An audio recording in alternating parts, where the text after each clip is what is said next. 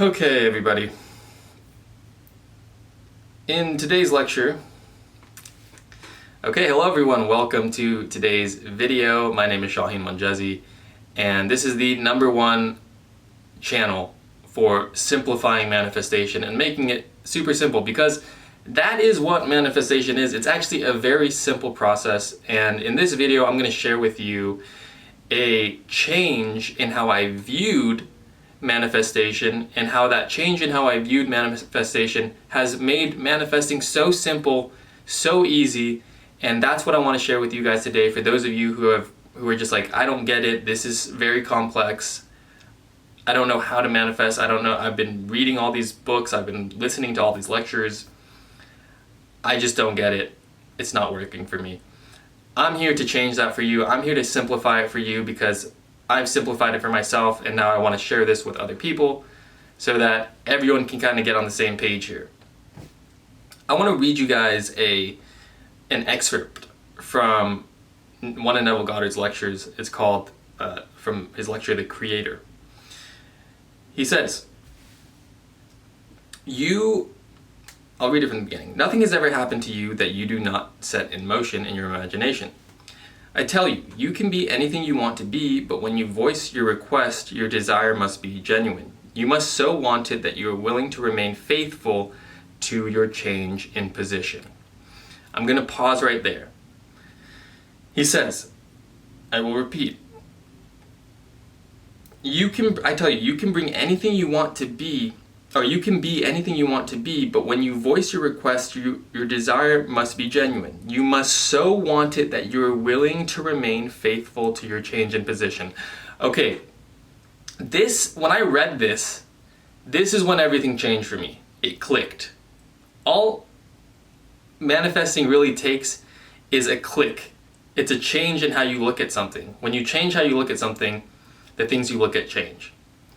Before, I used to look at manifestation as this incredibly complex process where you had to take mastership of your thoughts, and you had to align your action with your thoughts, and there were certain thoughts that were evil that were going to keep you from getting the thing that you want, and then there was things that you had to do in the world, right? There's obstacles and barriers that you had to face in the world, and other people that you had to go up against, and it was like this very difficult thing to manifest something.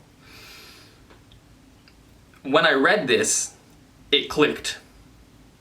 Okay, and this is the realization that I had after reading this line. So again, I will read the last sentence.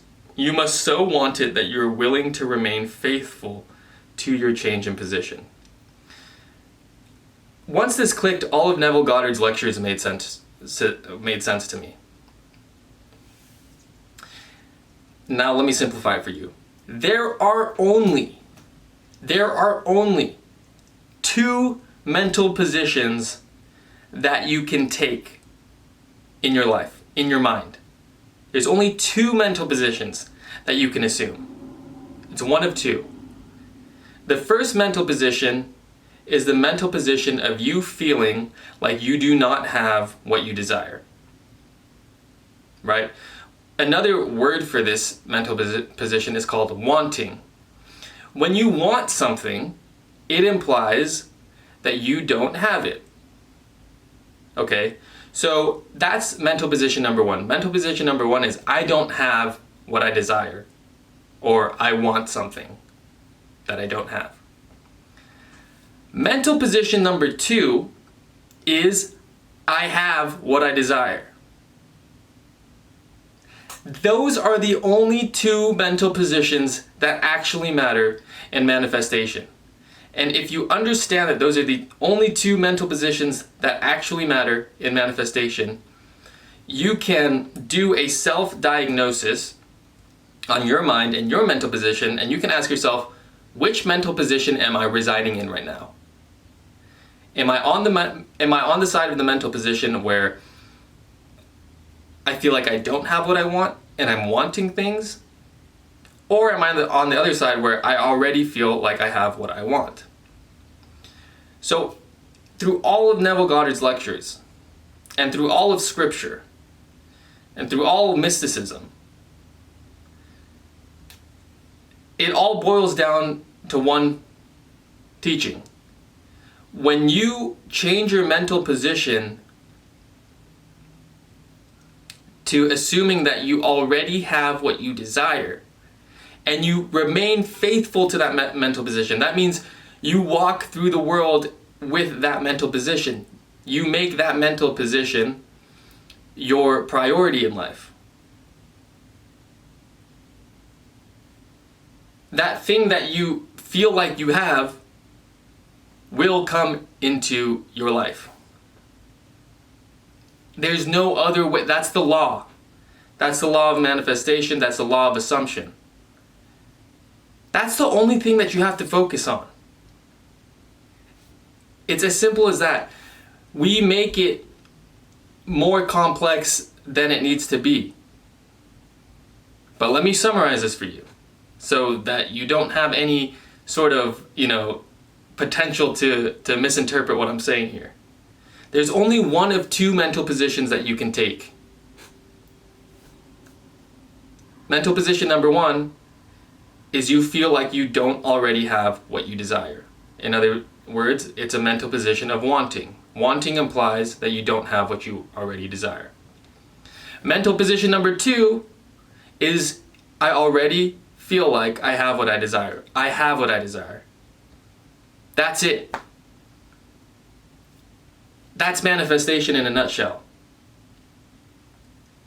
Now, I'm going to read on here because this is a very important point.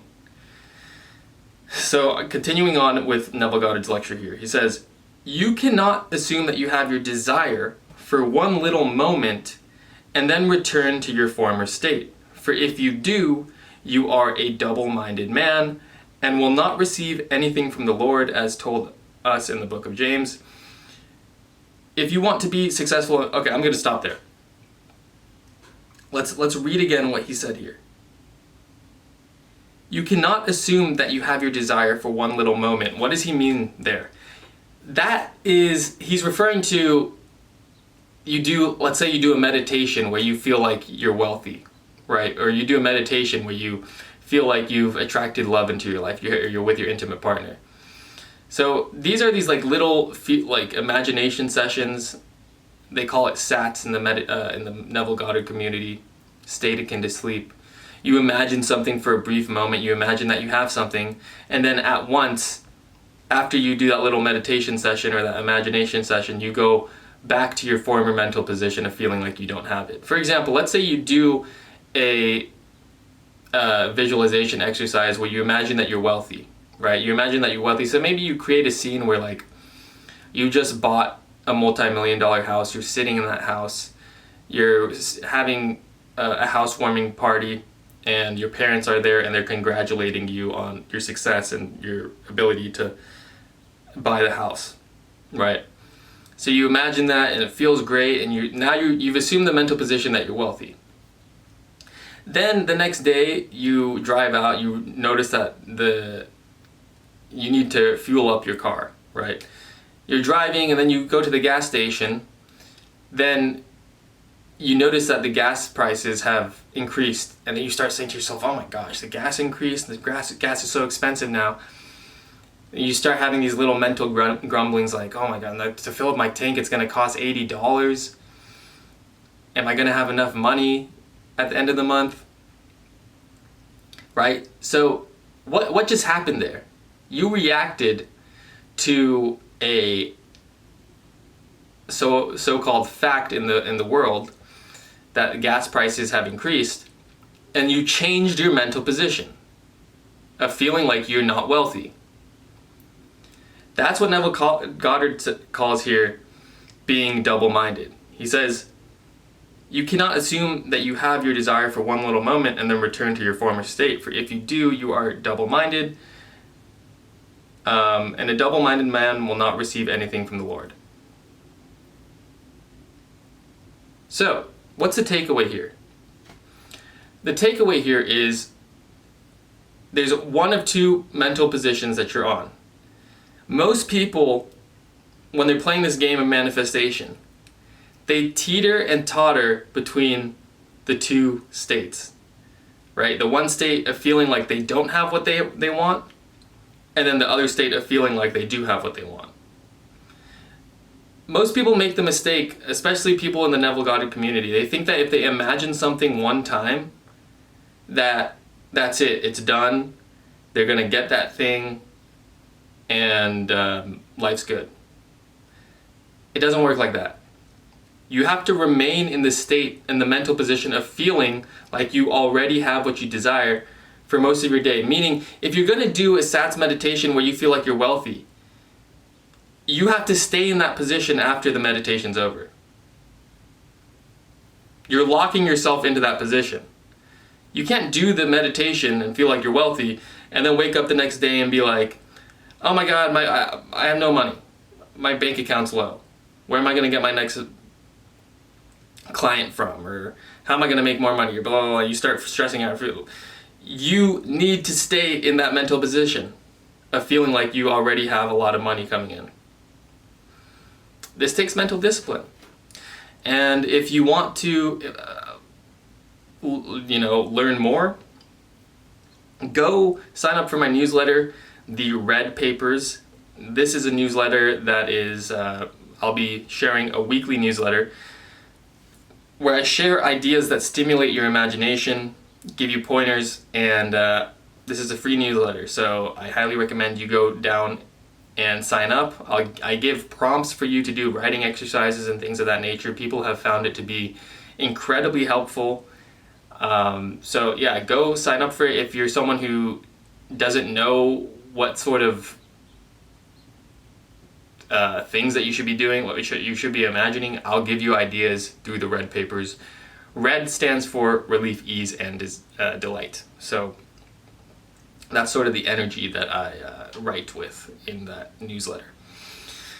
Other than that, check out the other links in the description. I hope this video helped for you to simplify the way that you view manifestation and have a better understanding of it. I'll see you guys in the next video. Peace out.